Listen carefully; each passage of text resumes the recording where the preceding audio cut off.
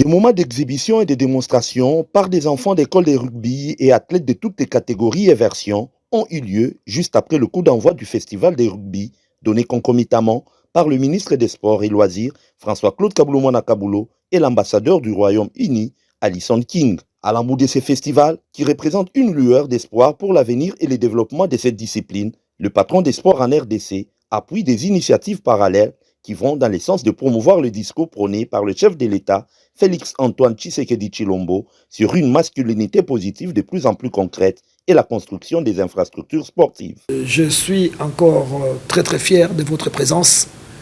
Et mine de rien, votre présence est un stimulant. Les enfants vous ont vu et ils se sont dit, ah quand même, on a de l'appui. Et avec l'engouement que va susciter la construction de ce stade, franchement, il y aura des merveilles dans notre pays. C'est un pays plein de talents. Et vous avez vu que le président Félix Tshisekedi Tshilombo, quand on a fait le jeu de la francophonie, il a dit que rien ne peut être négligé. Et dans sa vision, pour son deuxième mandat, il y a cette volonté de construction, de réhabiliter d'abord les infrastructures dans un programme de 145 territoires. À travers le pays, il y a des infrastructures qui seront réhabilitées, il y a d'autres qui seront construites. Partenaire du gouvernement dans le projet englobant aussi le rugby féminin, Florence Doise-Bonnet de l'Agence française de développement s'est réjouie de l'initiative hautement louable du ministère des Sports qui corrobore grandement avec les ambitions de l'AFD, à savoir la construction de 5 stades dans 4 communes de Kinshasa d'ici octobre prochain, dont celui du rugby qui sortira des terres de Kinkole. L'objectif, il est de pouvoir travailler réellement ensemble, c'est déjà le cas, l'équipe est constituée pour l'ensemble des infrastructures qui seront mises en œuvre et c'est des infrastructures qui seront dans différents quartiers de la ville de Kinshasa et pour une ville aussi congestionnée que Kinshasa, c'est important quand on parle d'accessibilité au sport pour tous.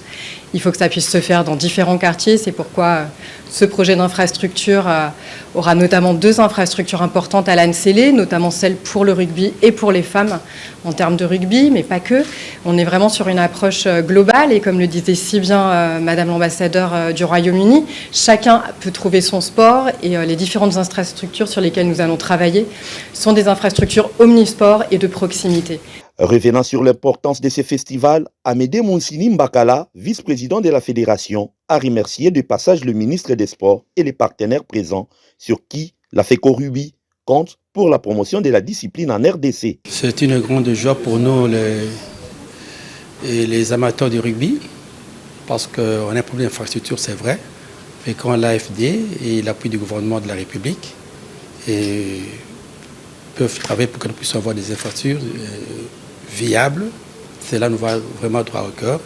Il s'y est de signaler que grâce à l'implication du ministère des Sports, ce festival a été honoré par la présence de plusieurs personnalités et partenaires, de quoi prouver suffisamment que ces ministères se veulent réellement omnisports ou mieux pluridisciplinaires.